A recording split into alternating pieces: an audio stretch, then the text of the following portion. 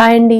Morning బ్రేక్‌ఫాస్ట్‌కైనా, లేదంటే evening స్నాక్స్‌కైనా 10 మినిట్స్‌లో ఇన్‌స్టంట్‌గా ఈ గుంత పొంగనాల్ని చాలా ఈజీగా, టేస్టీగా ఎలా ప్రిపేర్ చేసుకోవాలో చూద్దాం. ముందుగా ఒక బౌల్‌లోకి 1 కప్పు బొంబాయి రవ్వ తీసుకోవాలి.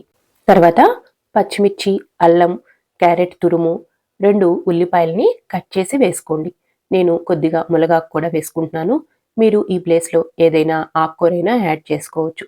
కొద్దిగా కొత్తిమీర, అలాగే 2 రెమ్మల కరివేపాకు కట్ చేసి వేసుకొని, రుచికి సరిపడా ఉప్పు, కొద్దిగా పసుపు వేసి, హాఫ్ కప్పు పెరుగు, అలాగే పావు స్పూను బేకింగ్ సోడా వేసి, తగినన్ని నీళ్లు పోసి పిండిని ఈ విధంగా కలుపుకోవాలి. మూత పెట్టి 10 నిమిషాల సేపు వదిలేయండి. హాఫ్ స్పూన్ జీలకర్ర వేసుకుంటున్నానండి. ఇంతకుముందు మర్చిపోయాను.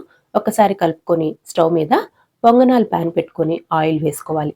ఇందులోకి కలిపి పెట్టుకున్న బ్యాటర్‌ని వేసుకొని మూత పెట్టి మీడియం ఫ్లేమ్ మీద 2 వైపులా రొటేట్ చేసుకొని మంచి కలర్ వచ్చే వరకు ఫ్రై చేసుకోవాలి.